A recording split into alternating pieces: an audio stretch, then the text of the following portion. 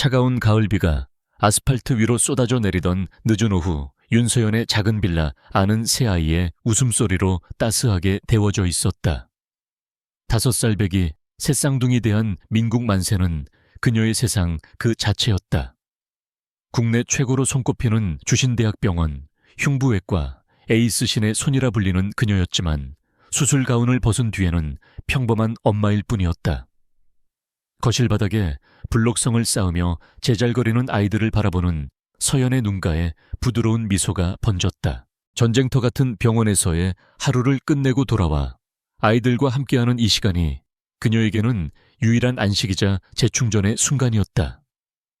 아이들은 각기 다른 개성을 가지고 있었지만 아빠의 빈자리를 느낄 새도 없이 씩씩하고 밝게 자라주었다. 첫째 대한이는 의젓하고 책임감이 강했고 둘째 민국이는 애교 많고 다정했으며 막내 만세는 자유로운 영혼의 소유자였다. 서연은 그 존재만으로도 충만함을 느꼈다. 엄마 만세가 제 블록 뺏어갔어요. 대한이가 입을 삐죽이며 일러 바치자 만세는 보란듯이 파란색 블록을 손에 쥐고 의기양양한 표정을 지었다. 서연은 웃으며 만세를 안아 올렸다. 만세야 형아, 블록은 돌려주고 대신 엄마랑 같이 더 멋진 지붕을 만들어 볼까? 그녀의 능숙한 중재에 상황은 금세 아이들의 웃음으로 다시 채워졌다. 그녀는 아이들의 세계를 지켜주는 견고한 성벽이었다. 하지만 평화는 예고 없이 깨어졌다. 즐겁게 놀던 만세가 갑자기 거친 기침을 토해내기 시작했다. 처음에는 가벼운 기침인 줄 알았지만 이내 아이의 얼굴이 파랗게 질리기 시작했다. 쌕쌕거리는 숨소리는 마치 고장난 풀무 같았고 작은 가슴은 금방이라도 터질 것처럼 가쁘게 오르내렸다. 서연의 심장이 쿵하고 바닥으로 떨어졌다. 의사로서의 냉철한 이성이 순식간에 엄마의 본능적인 공포에 잠식당했다. 만세야, 정신 차려 아가. 서연은 만세의 등을 두드리며 상태를 살폈다. 아이의 입술이 점점 파랗게 변하고 있었다. 급성 후두개염 혹은 심각한 천식 발작. 머릿속으로 수십 가지 가능성이 스쳐 지나갔지만 중요한 것은 지금 당장 병원으로 가야 한다는 사실이었다. 그녀는 떨리는 손으로 119를 누르려다 말고 직접 차를 모는 것이 더 빠르겠다고 판단했다. 구급차를 기다릴 시간이 없었다. 대하나 민구가 빨리 옷 입어 동생 데리고 병원 가야 해. 서연의 다급한 목소리에 아이들의 얼굴에도 겁먹은 기색이 역력했다. 서연은 축 늘어진 만세를 한 팔에 안고 다른 손으로는 대한이와 민국이의 손을 붙잡고 비가 쏟아지는 밖으로 뛰쳐나갔다. 차에 아이들을 태우는 짧은 순간이 영혼처럼 길게 느껴졌다. 만세의 희미한 숨소리가 그녀의 이성을 끊임없이 채찍질했다. 빗속을 뚫고 그녀의 차는 주신대학병원으로 미친 듯이 질주했다. 와이퍼가 쉴 새 없이 움직였지만 흐릿한 시야는 좀처럼 선명해지지 않았다. 백미러로 보이는 대한이와 민국이의 불안한 눈동자, 그리고 옆 좌석에서 가쁜 숨을 몰아쉬는 만세의 모습이 그녀의 심장을 갈기갈기 찢어놓는 듯했다. 제발 아무 일도 없어야 해. 그녀는 속으로 수백 번 수천 번을 되뇌었다. 병원 응급실 입구에 거칠게 차를 세운 서연은 만세를 안고 차에서 내렸다. 대하나 민구가 엄마 손 꼭 잡아 절대 놓으면 안 돼. 그녀는 두 아이의 손목을 거의 으스러질 듯이 붙잡고 병원 안으로 뛰어 들어갔다.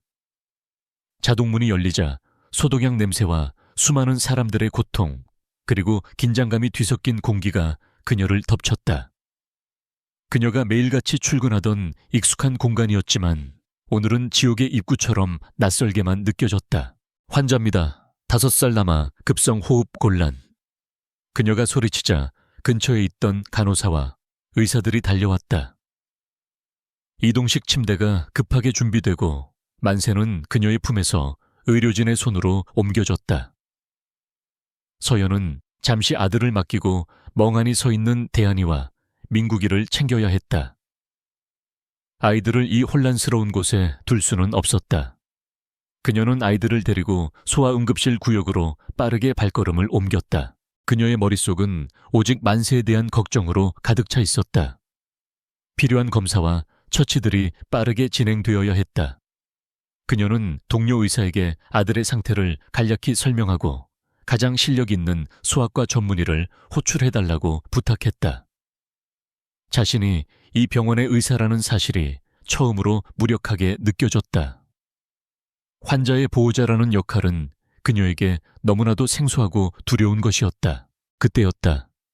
소아응급실로 향하는 복도 모퉁이를 막 돌아서는 순간 그녀는 누군가와 강하게 부딪혔다. 단단한 가슴에 부딪힌 충격으로 서연은 뒤로 비틀거리며 넘어질 뻔했다. 대한이와 민국이의 손을 놓치지 않으려는 안간힘의 팔에 통증이 느껴졌다. 죄송합. 그녀의 사과는 문장이 되지 못하고 공중에서 흩어졌다. 그녀의 앞을 막아선 남자의 얼굴을 확인한 순간 서연의 온몸이 그대로 얼어붙었다. 그곳에는 강태준이 서 있었다. 짙은 네이비색의 최고급 맞춤 정장을 입고 머리카락 한 올 흐트러짐 없는 완벽한 모습. 6년 전 아무런 말도 없이 그녀의 인생에서 사라졌던 남자. 그녀의 아이들의 생물학적 아버지, 주신그룹의 유일한 후계자이자 이 병원의 실질적인 주인이었다. 그의 차갑고 오만한 눈빛은 예전 그대로였지만 그를 둘러싼 공기는 훨씬 더 위압적이고 냉혹해져 있었다. 강태준 역시 갑작스러운 충돌에 미간을 찌푸렸다. 그는 자신의 값비싼 정장에 무엇이라도 묻었을까 싶어 신경질적으로 옷을 털어냈다. 그의 뒤로는 비서와 병원장인 박 원장이 마치 호위무사처럼 그를 따르고 있었다. 앞을 제대로 보고 다녀야지. 여긴 시장 바닥이 아니잖소. 그의 목소리에는 상대를 깔보는 듯한 거만함이 묻어 있었다.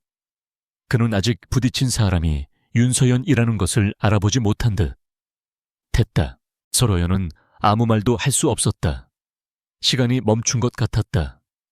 어떻게 이런 곳에서 이런 순간에 마주칠 수 있단 말인가. 그녀의 심장이 불안하게 요동쳤다. 그녀는 본능적으로 대한이와 민국이를 자신의 등 뒤로 숨기려 했다. 하지만 아이들은 겁을 먹은 채 엄마의 다리를 꼭 붙들고 서서 낯선 남자를 동그란 눈으로 올려다보고 있었다. 바로 그 순간 강태준의 시선이 아래로 향했다. 그의 눈이 서연의 다리 옆에 꼭 붙어있는 두 아이에게 닿았다. 그리고 그의 오만한 표정이 처음으로 무너지기 시작했다. 그의 눈동자가 믿을 수 없다는 듯이 격렬하게 흔들렸다. 쌍둥이, 똑같이 생긴 두 아이. 하지만 그를 경악하게 만든 것은 아이들이 쌍둥이라는 사실이 아니었다. 아이들의 얼굴이 마치 어린 시절의 자신을 거울로 보는 것처럼 똑같이 생겼다는 사실이었다. 박 원장과 비서를 포함한 주변의 모든 사람들이 그 기묘한 침묵과 긴장감을 알아차렸다. 웅성거림이 파도처럼 번져나갔다. 어머, 저 아이들 강 전무님이랑 정말 똑같이 생겼네. 누군가의 작은 속삭임이 복도 전체를 울리는 것처럼 크게 들렸다. 강태준은 시선을 들어 아이들의 손을 잡고 있는 여자의 얼굴을 제대로 확인했다. 그리고 그의 얼굴은 충격으로 하얗게 질렸다. 서연. 그의 입에서 자신의 이름이 흘러나오자 서연은 참을 수 없는 모욕감과 분노에 휩싸였다. 그녀는 아이들을 보호해야 한다는 생각에 공포를 억누르고 그를 쏘아보았다. 비켜주세요. 제 아이가 응급 상황입니다. 그녀의 목소리는 미세하게 떨리고 있었지만 눈빛만은 조금도 흔들리지 않았다. 그녀는 더 이상 과거에 순진하고 약한 윤서연이 아니었다. 그녀는 이제 새 아이의 엄마였다. 하지만 강태준은 움직이지 않았다. 그는 여전히 충격에서 벗어나지 못한 채 서연과 두 아이를 번갈아 쳐다보았다. 이 아이들은 대체... 그의 말이 차에 끝나기도 전에 응급실 쪽에서 다급한 목소리가 들려왔다. 윤서연 선생님, 만세 상태가 안 좋습니다. 지금 당장 기관 삽관을 준비해야 할 것 같아요. 동료 의사의 외침에 서연은 정신이 번쩍 들었다. 더 이상 여기서 시간을 낭비할 수 없었다.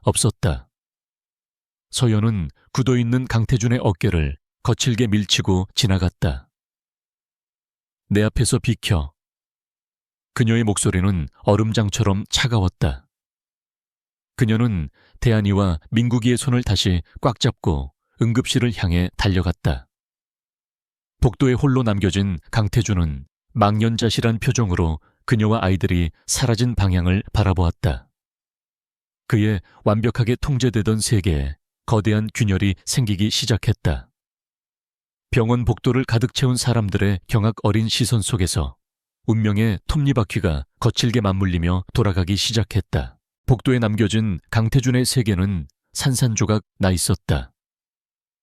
방금 전까지 완벽하게 통제되고 있던 그의 우주에 윤서연이라는 이름의 거대한 운석이 충돌한 셈이었다. 주변 사람들의 수군거림과 경악 어린 시선이 그의 피부에 따갑게 와 닿았지만 그는 아무것도 느낄 수 없었다. 그의 머릿속은 자신을 쏙 빼닮은 두 아이의 얼굴과 6년 전보다 훨씬 더 차갑고 단단해진 윤서연의 눈빛으로 가득 차 있었다. 분노가 가장 먼저 치밀어 올랐다. 감히 어떻게 자신의 허락도 없이 아이를 낳아 이렇게 자신의 눈앞에 나타날 수 있단 말인가. 이것은 계획된 함정임이 틀림없었다. 주신그룹의 후계자 자리를 놓고 암투가 벌어지고 있는 이 미묘한 시기에 약점을 잡기 위해 누군가 윤서연을 사주한 것이 분명했다. 그의 사고는 한치의 망설임도 없이 가장 냉혹하고 이기적인 방향으로 흘러갔다. 아이들에 대한 혈연의 정 따위는 애초에 존재하지 않았다. 전무님, 괜찮으십니까? 옆에 서 있던 박 원장이 안절부절 못하며 그의 눈치를 살폈다. 병원 복도 한가운데서 벌어진 전대미문의 스캔들에 그의 등에서는 식은땀이 흘렀다. 병원의 최고 실권자인 강태준과 그 병원에서 가장 유능한 의사 중 한 명인 윤서연 그리고 그 둘을 빼닮은 아이들. 이보다 더 끔찍한 조합은 상상할 수도 없었다. 그는 이 불똥이 자신에게 튀지 않기만을 바랄 뿐이었다. 강태준은 그제야 정신을 차린 듯 얼음처럼 차가운 눈으로 박 원장을 쏘아보았다. 원장 내 사무실로 따라오시오. 아니 됐고 아버님이 계신 VIP 병동으로 가지. 그의 목소리는 분노로 낮게 가라앉아 있었지만 그 안에 담긴 위압감은 주변 공기를 얼어붙게 만들기에 충분했다. 그는 비서에게 턱짓하며 명령했다. 김 비서, 방금 전 상황이 담긴 병원 CCTV 영상 전부 확보해. 그리고 저 여자가 누군지 지난 6년간 뭘 하고 살았는지 샅샅이 뒤져. 먼지 한 톨까지. 그는 더 이상 한순간도 그 자리에 머물고 싶지 않다는 듯 성큼성큼 VIP 병동으로 향했다. 박 원장은 허둥지둥 그의 뒤를 따랐다. 최고급 대리석과 은은한 간접 조명으로 꾸며진 VIP 병동의 복도는 아래층의 소란과는 완벽하게 분리된 다른 세계였다. 하지만 그 고요함 속에서 강태준이 뿜어내는 살기는 더욱 선명하게 느껴졌다. 그는 병실 앞을 지키고 있던 경호원들에게 눈짓한 뒤 박 원장을 데리고 비어있는 옆방으로 들어갔다. 박 원장, 당신 저 여자가 내 병원에서 일하고 있는 걸 알고 있었나? 문이 닫히자마자 강태준이 물었다. 그의 질문에 박 원장은 억울하다는 듯이 손을 내저었다. 전무님, 절대로 아닙니다. 윤서연 교수는 실력 하나만으로 스카우트된 인재입니다. 사적인 부분에 대해서는 제가 알 턱이 있겠습니까? 그는 필사적으로 변명했다. 강태준이 윤서연의 과거 연인이었다는 사실을 그는 꿈에도 몰랐던 것이다. 강태준은 박 원장의 말을 믿는 것 같지도 그렇다고 의심하는 것 같지도 않은 무표정한 얼굴로 창밖을 바라보았다. 됐고, 지금부터 내 말 잘 들어. 아버님 상태 아주 심각해. 이식 수술 말고는 답이 없다는 건 원장 당신도 잘 알겠지. 지금 국내외로 심장을 구하기 위해 백방으로 뛰고 있는 중이야. 그전까지 아버님께서는 아주 작은 스트레스도 받으셔서는 안 돼. 내 말 무슨 뜻인지 알겠나. 그의 말은 표면적으로는 아버지를 걱정하는 효자의 말처럼 들렸지만 그 이면에 숨겨진 칼날을 박 원장은 똑똑히 느낄 수 있었다. 물론입니다, 전무님. 회장님의 안위가 저희 병원의 최우선 과제입니다. 그는 납작 엎드렸다. 강태주는 만족스럽다는 듯 고개를 까딱했다. 그래, 최우선 과제. 그러니 병원의 모든 자원과 인력은 아버님을 위해 집중되어야 할 거야. 최고의 의료진, 최신 장비, 모든 것이. 그는 잠시 말을 끊었다가 결정타를 날리듯 나직이 덧붙였다. 혹시라도 불필요한 일로 의료 자원이 낭비되는 일은 없어야겠지. 예를 들면 방금 그 여자의 아이 같은 경우 말이야. 그 말에 박 원장의 얼굴이 하얗게 질렸다. 이것은 단순한 부탁이 아니었다. 명백한 협박이자 명령이었다. 한 아이의 생명을 담보로 자신의 자리를 지키고 충성을 증명하라는 잔인한 시험대였다. 그는 감히 거절할 수 없었다. 한편 응급실 안은 전쟁터였다. 서연은 강태준과의 충격적인 재회를 머릿속에서 완전히 지워버린 채 오직 의사로서의 임무에만 집중하고 있었다. 그녀의 아들 만세는 산소 마스크를 쓴 채 가쁜 숨을 몰아쉬고 있었고 각종 모니터에서는 위급한 경고음이 계속해서 울려댔다. 기관지 내시경 준비해 스테로이드 고용량 정맥 투여하고 소아호흡기 내과 김민준 교수님께 바로 연락해 내가 직접 상황 설명하겠다고 전해. 서연의 지시는 빠르고 정확했다. 응급실의 모든 의료진이 그녀의 지휘 아래 일사불란하게 움직였다. 그녀의 눈은 한치의 흔들림 없이 아들의 상태를 살피고 있었지만 속은 새까맣게 타들어가고 있었다. 그녀는 아들의 작은 손을 붙잡았다. 뜨거운 열기가 손바닥을 통해 전해져 왔다. 그녀는 강해져야만 했다. 지금 무너지면 그녀의 아이들을 지켜줄 사람은 아무도 없었다. 잠시 후 간호사 한 명이 난처한 표정으로 그녀에게 다가왔다. 선생님, 저기 김민준 교수님께서 지금 전화를 받을 수 없으시답니다. VIP 병동에 계신 주신그룹 회장님, 주치의로 방금 차출되셨다고. 그 말에 서연의 심장이 쿵 내려앉았다. 김민준 교수는 국내 최고의 소아호흡기 질환 권위자였다. 지금 만세에게 가장 필요한 사람이었다. 그게 무슨 말이야. 여긴 지금 응급 환자가 있는데. 서연이 언성을 높이는 순간 응급실 문이 열리고 박 원장이 들어왔다. 그는 땀을 뻘뻘 흘리며 억지 미소를 짓고 있었다. 윤 교수 환자 상태는 좀 어떻소?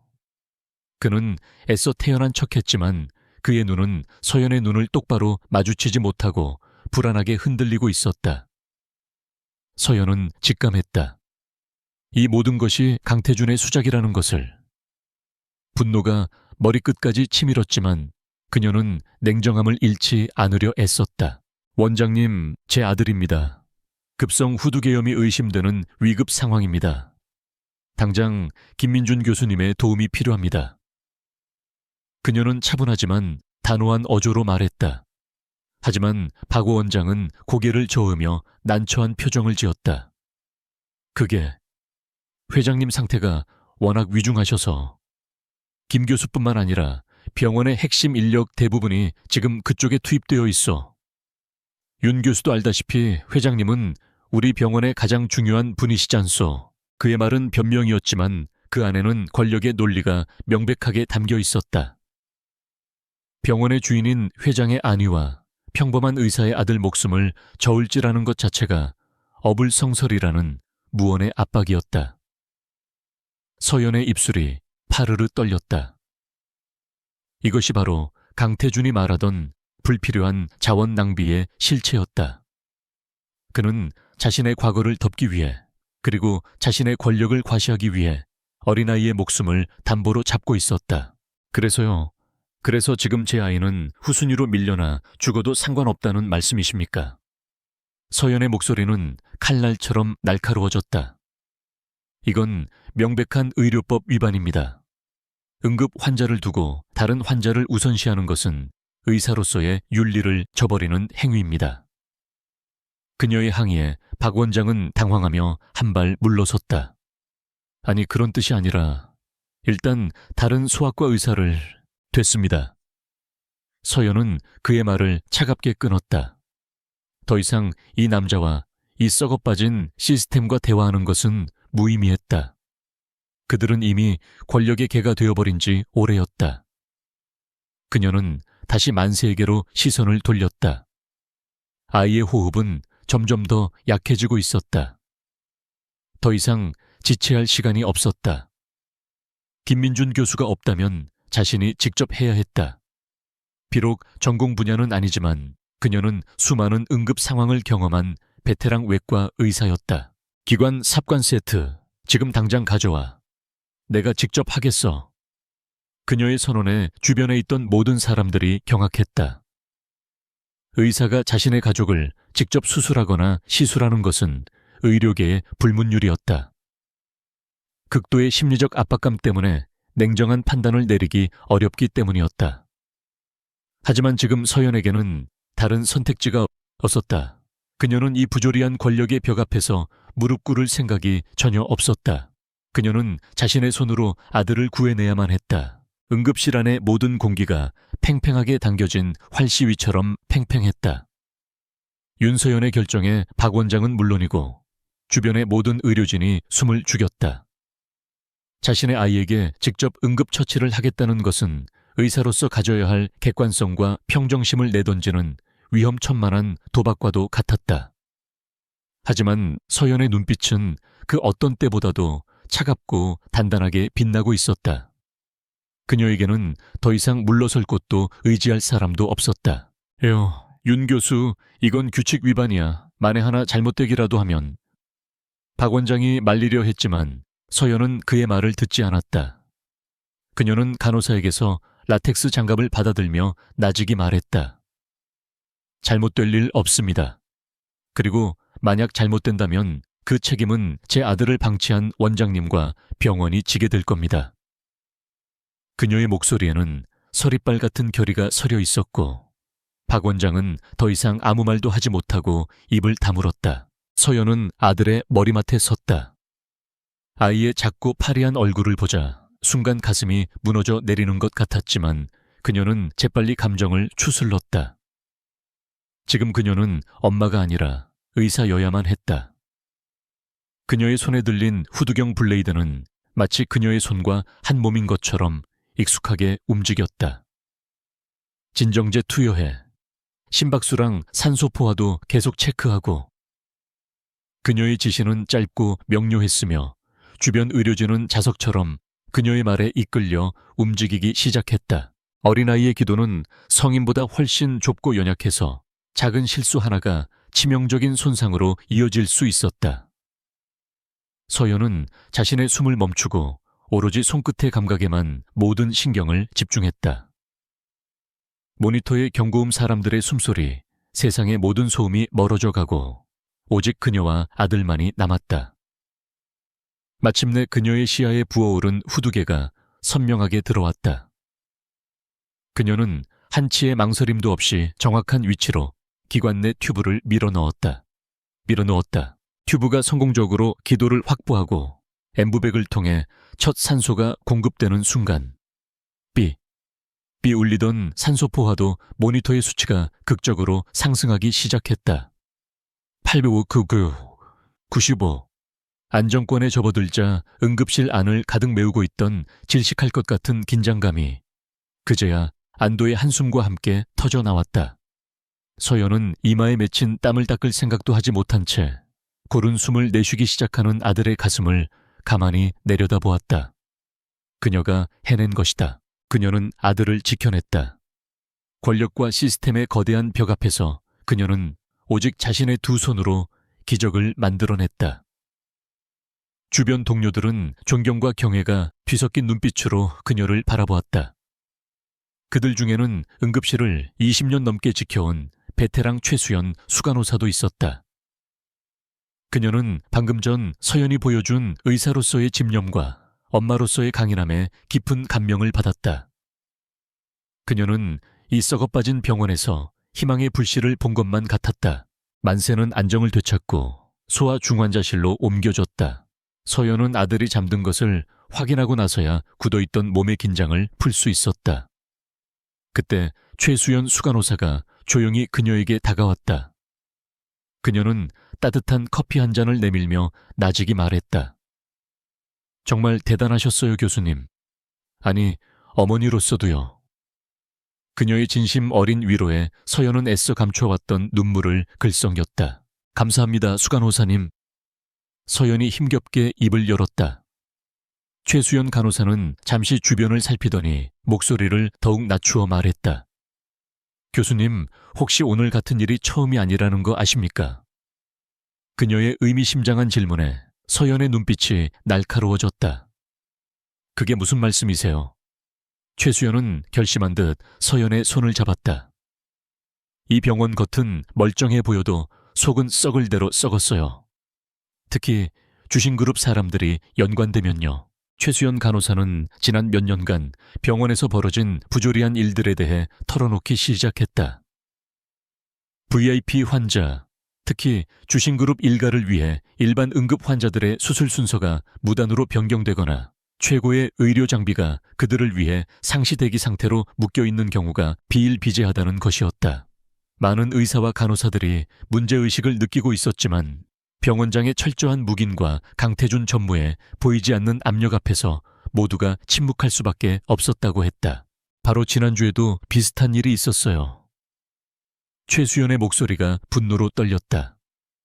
심장 이식 대기자 명단 최상위에 있던 환자였죠. 기적적으로 공여자가 나타났는데 하필이면 그날 강태준 전무의 아버님. 그러니까 강 회장의 혈압이 조금 불안정하다는 이유로 이식 수술팀 전체가 VIP 병동에 대기해야만 했어요. 결국 그 환자는 골든타임을 놓치고 세상을 떠났습니다. 그 충격적인 이야기에 서연은 할 말을 잃었다. 이것은 단순한 직무유기를 넘어선 명백한 살인이었다. 서연의 가슴속에서 차가운 분노가 용암처럼 들끓었다.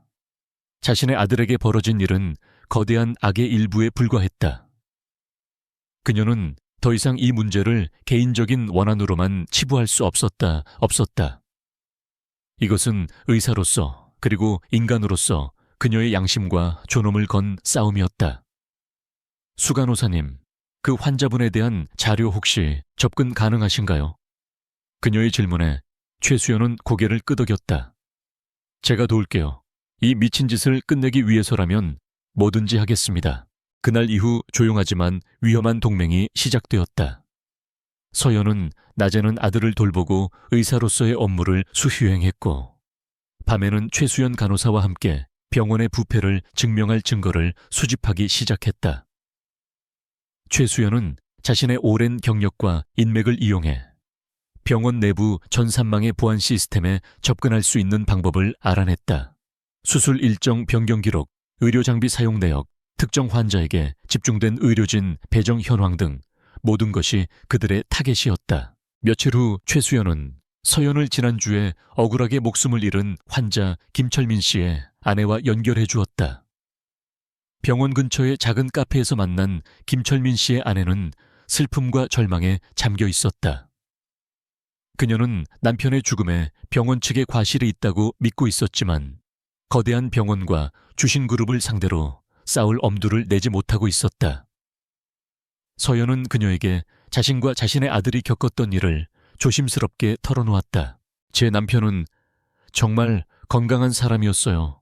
갑작스러운 심장마비만 아니었다면요. 의사 선생님도 이식만 받으면 충분히 회복할 수 있다고 했어요. 그런데 병원에서는 계속 기다리라고만 했어요. 더 위급한 환자가 있다면서요. 그녀는 울먹이며 남편의 진료 기록 사본을 서연에게 건넸다. 서연은 기록을 꼼꼼히 검토했다. 기록 곳곳에서 의도적으로 수술을 지연시킨 흔적들이 발견되었다. 명백한 증거였다. 서연은 김철민 씨 아내의 손을 꼭 잡았다. 혼자가 아니에요. 저희가 함께 싸우겠습니다. 더 이상 억울한 희생자가 나오지 않도록 반드시 진실을 밝혀내겠습니다. 그녀의 단호한 목소리에 절망에 빠져있던 여인의 눈에 작은 희망의 빛이 서렸다. 그들은 이제 세 사람이 되었다. 부당한 권력에 맞서 진실을 밝히려는 의사 내부 고발의 위험을 감수한 간호사, 그리고 사랑하는 가족을 잃은 피해자. 그들의 조용한 방역이 막 시작되고 있었다. 강태준의 심기는 극도로 불편했다. 그는 자신의 집무실에서 김 비서가 보고한 내용을 들으며 잘 닦인 흑단 책상을 손가락으로 초조하게 두드리고 있었다. 며칠 전 복도에서 마주친 윤서연이 병원에 사표를 내기는커녕 버젓이 의사 가운을 입고 돌아다니고 있다는 사실이 그의 심기를 건드렸다. 심지어 자신의 아들에게 직접 응급처치를 한 일이 영웅담처럼 동료 의사들 사이에서 퍼지고 있다는 보고는 그의 분노의 기름을 부었다. 그는 윤서연이 겁을 먹고 제발로 사라져 주기를 바랐다. 하지만 그녀는 예상과 달랐다. 6년 전 그가 일방적으로 이별을 통보했을 때처럼 순순히 물러나지 않았다. 오히려 더욱 단단해진 모습으로 자신의 영역을 지키고 있었다. 강태준은 이것을 자신에 대한 정면 도전으로 받아들였다. 자신의 아이들을 무기 삼아 주신그룹의 후계자인 자신을 협박하려는 속셈이 분명하다고 그는 확신했다. 그의 오만함은 다른 가능성을 상상조차 허락하지 않았다. 김비서 홍보팀장 당장 내 방으로 부르게. 그의 목소리는 강철처럼 차가웠다. 잠시 후 주신그룹의 홍보를 총괄하는 이사가 굳은 얼굴로 그의 집무실에 들어섰다. 강태준은 그를 소파에 앉히고 미리 준비해둔 윤서연의 신상 정보 파일을 테이블 위로 던졌다. 이 여자에 대한 기사를 하나 쓸 거야. 아주 자극적이고 흥미롭게. 그는 입꼬리를 비틀며 말했다. 주신대학병원의 한 여의사가 자신의 아이들을 이용해 주신그룹의 후계자에게 의도적으로 접근했다는 스토리 어때? 홍보팀장은 잠시 망설였다. 이런 식의 여론전은 위험 부담이 컸다. 자칫 역풍을 맞을 수도 있었다. 전무님, 하지만 상대가 일반인이고 아이들까지 관련된 문제라 조심스럽습니다. 그의 우려에 강태준은 코웃음을 쳤다. 조심. 이 판에서 조심성은 패배의 다른 이름일 뿐이야. 내가 원하는 건 저 여자를 사회적으로 완전히 매장시키는 거야. 다시는 내 눈앞에 나타나지 못하도록. 그의 눈빛은 얼음보다 차가웠다. 그의 단호한 명령에 홍보팀장은 더 이상 이의를 제기하지 못했다. 그때부터 주신그룹의 막강한 언론 권력을 이용한 비열한 공격이 시작되었다. 처음에는 증권가 정보지 형태, 가십성 기사로 시작되었다. 유명 병원 여의사 A씨 재벌 3세에게 혼외자 빌미로 거액 요구와 같은 자극적인 제목의 글들이 익명으로 퍼져나갔다. 실명은 거론되지 않았지만 주신대학병원과 강태준의 이니셜이 교묘하게 언급되어 아는 사람들은 모두 그 주인공이 윤서연임을 짐작할 수 있었다. 그 다음 단계는 더욱 교묘하고 악랄했다. 주신그룹이 소유한 경제신문에 의사윤리의 부재라는 제목의 칼럼이 실렸다. 의사가 자신의 가족에게 직접 의료 행위를 하는 것이 얼마나 위험하고 비윤리적인지를 지적하며 최근 주신대학병원에서 있었던 한 사례를 예로 들었다. 기사는 윤서연의 행동을 자식을 살리기 위한 엄마의 절박함이 아닌 자신의 실력을 과시하기 위한 무모하고 위험천만한 쇼로 둔갑시켰다. 박 원장의 익명 인터뷰까지 교묘하게 편집되어 기사의 신뢰도를 높였다. 소문은 걷잡을 수함 없이 퍼져나갔다. 병원 내에서도 윤서연을 바라보는 시선이 달라지기 시작했다. 동료들은 그녀를 피했고 복도를 지날 때마다 뒤에서 수근거리는 소리가 들려왔다. 며칠 전까지만 해도 그녀의 실력과 용기를 칭찬하던 사람들이 이제는 그녀를 돈에 눈이 먼 부도덕한 여자로 취급했다. 박 원장은 노골적으로 그녀에게 중요한 수술을 배정하지 않으며 압박의 수위를 높였다. 서연은 순식간에 병원 안에 섬이 되어버렸다. 하지만 서연은 흔들리지 않았다. 오히려 그녀는 강태준의 이런 반응을 예상했다는 듯이 침착했다. 그녀는 자신을 향한 비난과 의심의 화살을 묵묵히 견뎌냈다. 그녀가 감정적으로 반응하고 언론의 반박이라도 하는 날에는 강태준이 쳐놓은 프레임에 갇혀 진흙탕 싸움을 벌이게 될 것이 뻔했다. 그녀는 더 큰 그림을 보고 있었다. 이것은 그가 초조하고 불안하다는 증거였다. 자신들의 움직임이 그의 심기를 건드렸다는 명백한 신호였다. 그날 밤 서연은 최수연 간호사와 김철민 씨의 아내와 함께 병원 지하의 창고에서 비밀리에 만났다. 보셨죠? 이게 그들이 하는 방식입니다. 진실을 거짓으로 덮고 피해자를 가해자로 둔갑시키죠. 서연이 굳은 표정으로 말했다. 최 간호사와 김철민 씨의 아내는 분노로 치를 떨었다. 이렇게 당하고만 있을 수는 없어요. 우리가 가진 증거들을 언론에 넘겨야 합니다. 김철민 씨의 아내가 울분을 토했다. 서연은 고개를 저었다. 아닙니다. 지금 우리가 가진 증거를 섣불리 터뜨리면 주신그룹은 자신들의 언론 권력을 이용해 모든 것을 내부 고발자의 음해로 몰아갈 겁니다. 증거는 더 확실해야 하고 타이밍은 더 치명적이어야 합니다. 그녀의 눈이 날카롭게 빛났다. 우리에게는 그들의 방패를 뚫고 심장을 꿰뚫을 수 있는 창이 필요해요. 그녀는 미리 조사해온 한 사람의 이름을 꺼냈다. 산양가에 정재계의 비리를 전문적으로 파헤치는 탐사 보도 전문 기자.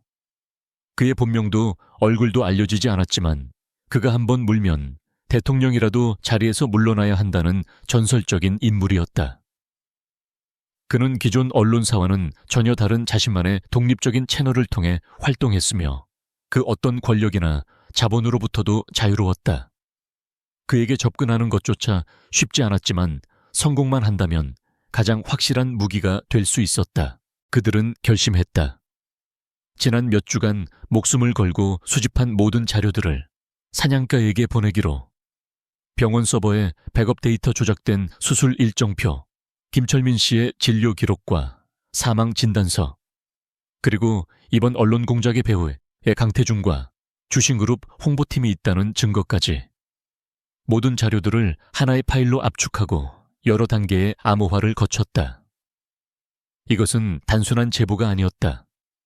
거대한 제국을 무너뜨리기 위해 조심스럽게 장전된 한 발의 총알이었다. 서연은 사냥개가 사용한다는 암호화된 이메일 주소로 파일을 전송했다. 전송 버튼을 누르는 그녀의 손가락이 미세하게 떨렸다. 이제 주사위는 던져졌다. 그들은 더 이상 돌아갈 수 없는 강을 건넜다. 이제 남은 것은 폭풍이 오기만을 기다리는 것뿐이었다. 서연은 창고의 작은 창문 너머로 보이는 병원의 거대한 건물을 올려다보았다. 저 차가운 콘크리트 벽 안에서 벌어지고 있는 추악한 진실이 세상에 드러날 날이 머지않았다. 조용한 방역은 이제 거대한 폭풍을 향한 도화선에 불을 붙였다. 산양가에게 파일을 보낸 뒤 며칠이 흘렀다. 세상은 아무 일 없다는 듯이 조용했고 병원은 강태준의 보이지 않는 앞제 아래 무겁게 가라앉아 있었다. 윤서연을 향한 동료들의 시선은 여전히 차가웠고 그녀는 오직 아들 만세의 회복에만 모든 신경을 쏟으며 하루하루를 버텨냈다. 만세의 상태는 다행히 안정을 되찾자 중환자실에서 일반 병실로 옮겨졌지만 아직 마음을 놓을 단계는 아니었다. 폭풍 전야의 고요함은 금요일 오후 예고 없이 깨졌다. 갑자기 만세의 병실에 설치된 모니터에서 날카로운 경고음이 울려 퍼지기 시작했다. 아이의 심박수가 급격히 떨어지고 산소포화도 수치가 곤두박질 쳤다. 급성 폐렴으로 인한 폐혈성 쇼크. 기관 삽관의 후유증으로 약해진 폐에 세균이 침투한 것이었다. 서연의 눈앞이 하얗게 변했다. 가장 우려했던 최악의 시나리오가 현실이 된 것이다. 교수님, 환자 혈압이 계속 떨어집니다. 제세 동기 준비에 에피네프린 투여. 병실은 순식간에 아수라장으로 변했다. 서연은 공포에 질려 울부짖고 싶은 마음을 간신히 억누르고 다시 냉철한 의사의 가면을 썼다. 그녀는 아이의 작은 가슴을 압박하며 필사적으로 심폐소생술을 시작했다. 하지만 아이의 상태는 좀처럼 나아지지 않았다. 약물과 전기 충격에도 반응이 없었다. 안 돼. 이대로는. 서연의 입술이 파르르 떨렸다. 마지막 남은 방법은 하나뿐이었다. 심장과 폐의 기능을 대신해주는 저해막산 소공급 장치, 즉 에크모, ECMO를 연결하고 감염의 근원인 폐의 일부를 절제하는 대수술을 감행하는 것이었다. 그것은 소에게는 거의 시도되지 않는 성공 확률이 지극히 낮은 위험천만한 수술이었다. 하지만 지금 그녀에게는 다른 선택지가 없었다. 바로 그 시각 병원 최상층의 VIP 수술실에서는 또 다른 종류의 긴장감이 감돌고 있었다. 불법적인 경로를 통해 구해온 심장이 헬리콥터로 막 도착했고 강 회장의 심장 이식 수술이 막 시작되려 하고 있었다. 병원의 모든 정예 인력과 최신 장비가 그 수술 하나를 위해 총동원되었다. 강태준은 수술실 앞 복도를 초조하게 서성이며 자신의 제국을 지켜줄 아버지의 생존을 갈망하고 있었다. 서연은 당장 수술실을 확보하라고 지시했다. 하지만 돌아온 대답은 절망적이었다. 모든 수술실이 예약되어 있으며 특히 에크모 장비가 갖춰진 중앙수술실은 강 회장의 수술을 위해 폐쇄되었다는 것이었다. 박 원장은 아예 연락조차 받지 않았다. 강태준이 쳐놓은 권력의 벽이 또다시 그녀의 아들 목숨을 가로막고 선 것이다. 분노가 치밀었지만 절망하고 있을 시간이 없었다. 비상용 소수술실이라도 상관없어. 지금 당장 준비해 에크모는 이동용으로 가져오고 흉부외과 오퍼레이팅 팀 내 이름으로 전원 소집해. 그녀는 포기하지 않았다. 최악의 조건이었지만 그녀는 자신의 팀과 자신의 손을 믿었다. 최수연 간호사는 그녀의 곁에서 묵묵히 지시를 이행하며 힘이 되어주었다. 그들은 위급한 상태의 만세를 이동식 침대에 싣고 비상용 수술실이 있는 아래층으로 향했다. 엘리베이터 문이 열리고 수술실로 향하는 복도로 들어서는 순간 그들의 앞을 검은 정장을 입은 남자들이 가로막았다. 그리고 그들 뒤에서 강태준이 지옥의 사자처럼 차가운 얼굴로 걸어 나왔다. 어딜 그렇게 급하게 가시나, 윤 교수. 그의 목소리는 분노를 억누르고 있어 오히려 더 섬뜩하게 들렸다. 그는 서연의 아들이 위급하다는 보고를 받자마자 한 가지 계략을 꾸민 참이었다. 내 아들이 지금 죽어가고 있어요. 비켜주세요. 서연이 핏발선 눈으로 그를 쏘아보며 말했다. 하지만 강태준은 비웃음을 흘렸다. 당신 아들 내 아들이기도 하지. 하지만 지금 더 중요한 환자가 있어. 내 아버지, 곧 심장 이식 수술에 들어가시는데 집도이가 갑자기 복통을 호소해서 말이야. 당신이 대신 들어가 줘야겠어. 대한민국 최고의 흉부외과 의사잖나. 그의 말은 뻔뻔하기 짝이 없었다. 서연은 기가 막혀 아무 말도 할 수 없었다. 자신의 아들이 죽어가는 것을 뻔히 알면서 그의 손을 빌려 자신의 아버지를 살리겠다는 이기심의 극치였다. 미쳤군요, 강태준 씨. 전 제 환자를 두고 아무 데도 가지 않습니다. 특히 내 아들을 두고는요. 그녀의 단호한 거절에 강태준의 얼굴이 험악하게 일그러졌다. 그는 경호원들에게 눈짓하며 서연의 앞을 완전히 막아섰다. 이건 명령이야. 당신이 이 병원 의사인 이상 내 지시에 따라야 해. 싫다면요. 그럼 당신 아들은 수술실에 들어가지도 못하고 저 침대 위에서 죽게 되겠지.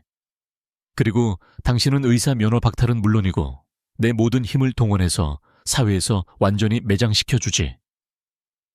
그의 협박은 노골적이고 잔인했다. 복도를 지나던 다른 의사와 간호사들이 이 광경을 두려움에 찬 눈으로 지켜보고 있었다. 바로 그 순간이었다.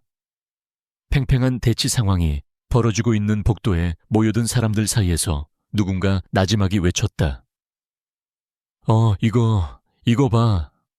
그의 손에 들린 스마트폰 화면에서 시작된 웅성거림은 순식간에 복도 전체로 퍼져나갔다.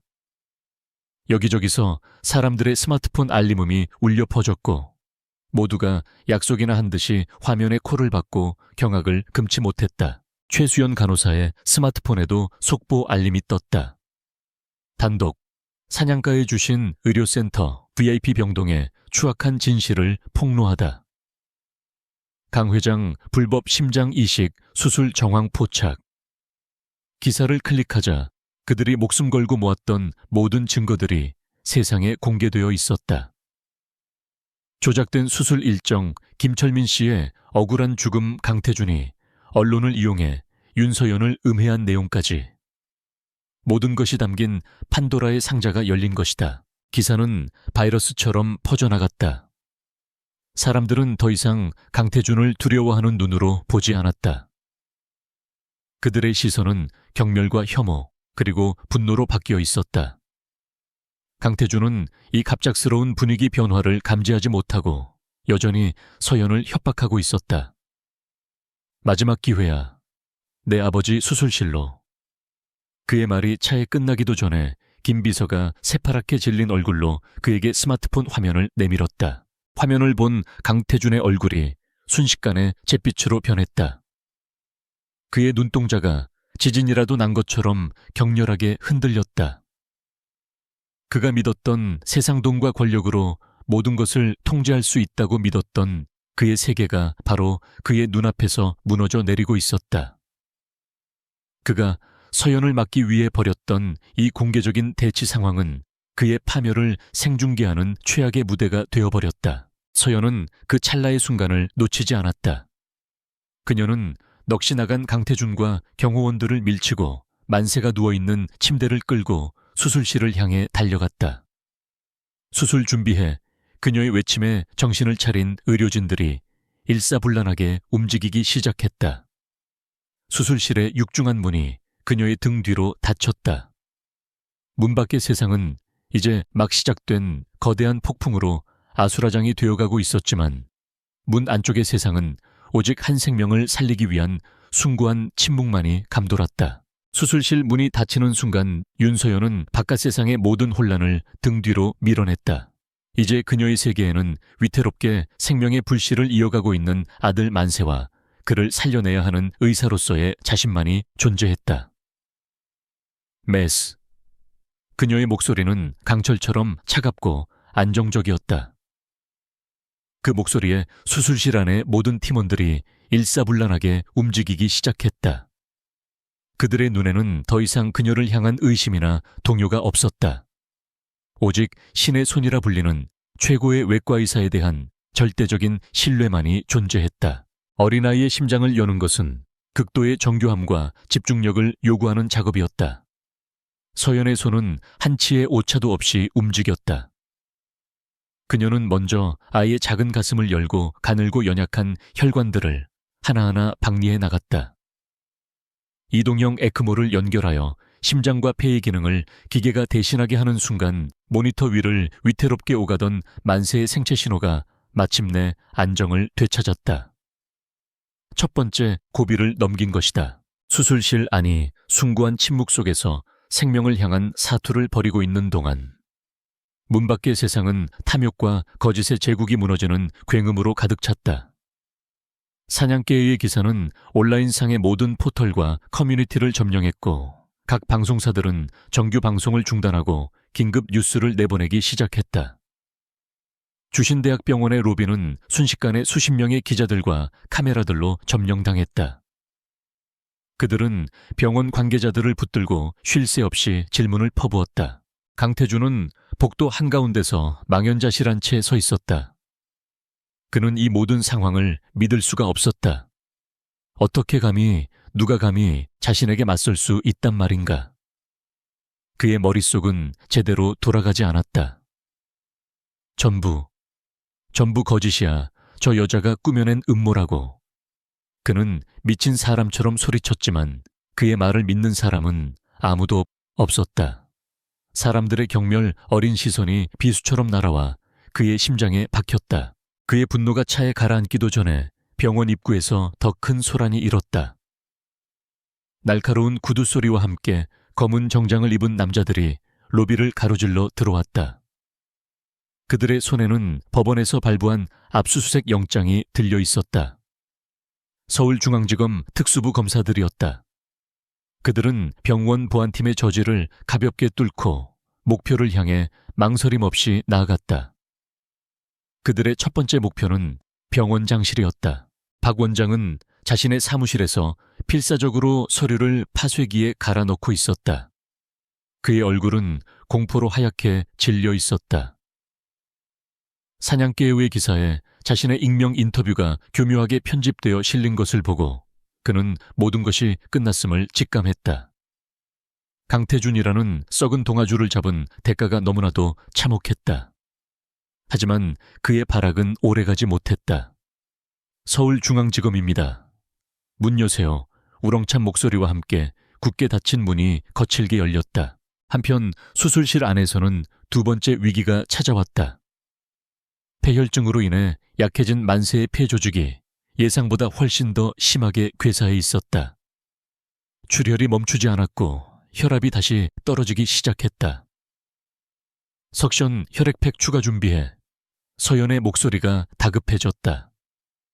그녀는 괴사한 조직을 절제하면서 동시에 출혈 부위를 찾아 지혈해야 했다. 시간과의 싸움이었다. 그녀의 이마에서는 비 오듯 땀이 흘러내렸지만 그녀의 손은 조금도 흔들리지 않았다. 같은 시각 검찰은 병원장실에서 파쇄된 서류 조각과 컴퓨터 하드디스크를 확보한 뒤 다음 목표인 강태준에게로 향했다. 기자들이 순식간에 그들 주변으로 몰려들었다. 강태준 전무님, 불법 장기 밀매 혐의 인정하십니까? 윤서연 교수를 협박한 것이 사실입니까? 수많은 질문과 카메라 플래시가 그를 향해 폭포수처럼 쏟아졌다. 그는 본능적으로 얼굴을 가리며 뒷걸음질 쳤다. 당신들 뭐야? 내가 누군 줄 알고 이래. 강태준이 마지막 발악을 하듯 소리쳤다. 하지만 수사관들은 눈 하나 깜짝하지 않았다. 강태준 씨, 특정경제범죄, 가중처벌 등에 관한 법률 위반 의료법 위반 및 살인교사 혐의로 긴급 체포합니다. 검사가 차가운 목소리로 체포영장을 낭독하고 수사관들이 그의 양팔을 붙잡았다. 저항하던 그의 손에 차가운 수갑이 채워지는 순간 그의 시대는 공식적으로 끝이 났다. 강태준이 수갑을 찬 채 기자들 사이를 뚫고 병원 밖으로 끌려나가는 굴욕적인 모습은 모든 방송사를 통해 전국에 생중계되었다. 한때 세상을 호령하던 재벌 3세의 초라한 몰락이었다. VIP 수술실에 있던 강 회장의 수술팀은 수술을 중단하라는 검찰의 통보를 받았고 불법적으로 이식될 예정이었던 심장은 증거물로 압수되었다. 부패한 제국은 그렇게 한순간에 먼지처럼 허무하게 무너져 내렸다. 그리고 마침내 수술실 안에서도 길고 길었던 사투가 끝나가고 있었다. 서연은 마지막 한 땀의 봉합을 끝으로 기나긴 수술을 마쳤다. 그녀는 에크모를 제거하고 만세의 심장이 다시 스스로 뛰기 시작하는 것을 확인했다. 모니터 위에 그려지는 규칙적인 심전도 그래프는 세상에서 가장 아름다운 음악처럼 들렸다. 수술 끝났습니다. 그녀가 떨리는 목소리로 선언하자 수술실 안의 모든 의료진들이 서로를 부둥켜 안고 환호했다. 서연은 몽롱한 정신으로 수술실을 걸어 나왔다. 밖은 여전히 혼란스러웠지만 아까와는 다른 종류의 소란이었다. 그녀의 눈에 가장 먼저 들어온 것은 동료들의 얼굴에 떠오른 안도와 존경의 표정이었다. 최수연 간호사가 다가와 그녀의 손을 꼭 잡아주었다. 교수님 해내셨어요. 아이도 그리고 우리 모두도 구해내신 겁니다. 서연은 그저 희미하게 미소 지을 뿐이었다. 밖에서 들려오는 사이렌 소리가 마치 한 시대의 종말을 알리는 장송곡처럼 아득하게 들려왔다. 그로부터 6개월이라는 시간이 흘렀다. 계절은 2번 바뀌었고 잿빛으로 가득했던 주신대학병원에도 새로운 바람이 불기 시작했다. 강태준과 박 원장을 비롯한 부패 세력은 법에 엄정한 심판을 받았고 주신그룹은 전례 없는 검찰의 수사와 구조조정을 거치며 뿌리부터 흔들리고 있었다. 그 거대한 폭풍의 중심에 있었던 윤서연과 새 아이의 삶에도 평화가 찾아왔다. 가을 햇살이 눈부시게 쏟아지는 공원 벤치에 앉아 서연은 흙투성이가 된 채 웃고 떠드는 아이들을 바라보고 있었다. 대한이는 어느새 모래성의 훌륭한 지휘관이 되었고 민국이는 동생에게 자신의 장난감을 양보하는 다정한 형이 되었으며 만세는 언제 아팠냐는 듯이 그 누구보다 힘차게 잔디밭을 뛰어다니고 있었다. 아이의 가슴에 남은 희미한 수술 자국은 그들이 함께 이겨낸 치열했던 싸움의 훈장처럼 보였다. 서연의 삶에도 많은 변화가 있었다. 그녀는 주신대학병원 정상화를 위한 특별개혁위원회 위원장으로 임명되었다. 이제 그녀는 수술 가운뿐만 아니라 병원 전체의 미래를 책임지는 무거운 직책의 옷을 함께 입게 되었다. 그녀는 과거의 부조리한 관행들을 뿌리 뽑고 오직 환자의 생명만을 최우선으로 하는 투명하고 공정한 시스템을 만들기 위해 밤낮으로 노력했다. 동료들은 이제 그녀를 존경과 신뢰의 눈으로 바라보았다. 그녀의 노력으로 병원은 빠르게 안정을 되찾아갔다. 억울하게 기회를 박탈당했던 실력 있는 의사들이 다시 중요한 보직을 맡게 되었고 VIP를 위해 낭비되던 의료 자원은 이제 모든 환자에게 공평하게 분배되었다. 최수연 간호사는 간호부 전체를 총괄하는 자리에 올랐고 억울하게 남편을 잃었던 김철민 씨의 아내는 병원과 주신그룹으로부터 공식적인 사과와 정당한 보상을 받았다.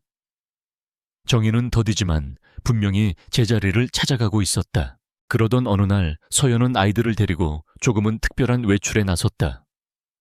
그녀가 운전하는 차는 익숙한 병원이나 공원이 아닌 회색빛의 높은 담벼락으로 둘러싸인 낯선 곳을 향하고 있었다. 교도소였다. 아이들에게 아빠라는 존재에 대해 어떻게 설명해야 할지 오랫동안 고민해온 그녀는 거짓된 환상을 심어주거나 무작정 외면하는 대신 진실을 마주하게 하는 쪽을 택했다.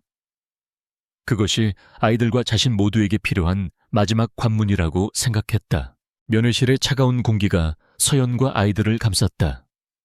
투명한 아크릴판 너머로 죄수복을 입은 강태준이 힘없이 걸어 들어왔다. 6개월 전에 오만하고 위압적이던 모습은 온데간데 없었다. 모든 것을 잃어버린 남자의 공허한 눈빛만이 남아있었다. 그는 아크릴판 앞에 나란히 앉아있는 새 아이를 보고는 마치 유령이라도 본 것처럼 흠칫 놀라며 그 자리에 굳어버렸다. 그는 이 만남을 전혀 예상하지 못했던 것이다. 오랜만이네요, 강태준 씨. 서연이 먼저 침묵을 깼다. 그녀의 목소리는 놀랍도록 차분했다.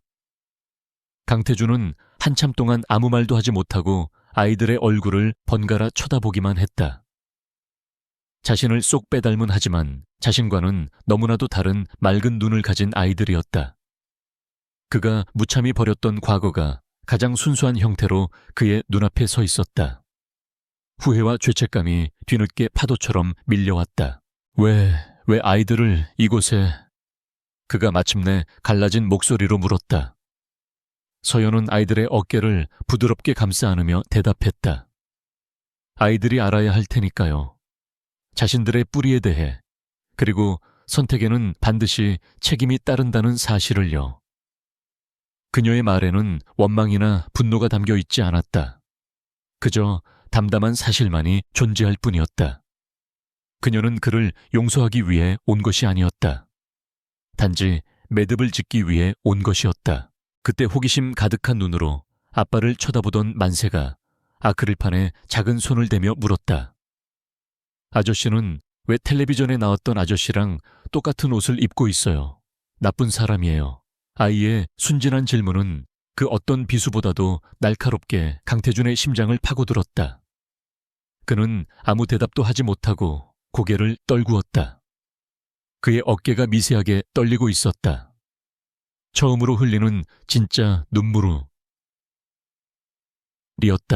서연은 그것으로 충분하다고 생각했다. 그녀는 아이들을 데리고 조용히 자리에서 일어났다. 가자, 아들들. 이제 집에 갈 시간이야. 그녀가 돌아서는 순간 강태준이 다급하게 그녀를 불렀다. 윤서연, 미안하다. 그의 목소리는 절규에 가까웠다. 서연은 잠시 걸음을 멈췄지만 뒤돌아보지는 않았다. 그 사과는 제가 아니라 당신의 욕심 때문에 희생된 사람들과 당신이 아빠로서의 자리를 비워뒀던 이 아이들에게 하세요. 교도소의 육중한 철문을 빠져나오자 바깥 세상의 눈부신 햇살이 그들을 맞았다. 무겁고 어두웠던 과거를 완전히 벗어던진 것 같은 해방감이 밀려왔다. 서연은 아이들의 손을 하나씩 꼭 잡았다. 대한민국 만세. 그녀의 세상이자 그녀의 미래이며 그녀가 지켜낸 모든 것이었다. 아이들은 아무것도 모른다는 듯이 제잘거리기 시작했다. 엄마, 나 배고파요. 우리 자장면 먹으러 가요. 서연은 아이들의 성화에 소리내어 웃었다. 그래, 이제는 과거가 아니라 미래를 이야기할 시간이었다. 그녀는 아이들과 함께 주차장으로 걸어갔다. 그녀의 등 뒤로 회색빛 교도소 건물이 점점 멀어져 갔다. 그것은 하나의 시대가 저물고 새로운 시대가 시작되는 것을 알리는 상징적인 풍경이었다. 서연은 굳건히 앞을 바라보았다. 그녀와 새 아이가 함께 걸어갈 길은 그녀가 스스로의 용기와 정직함으로 만들어낸 새로운 새벽으로 환하게 빛나고 있었다.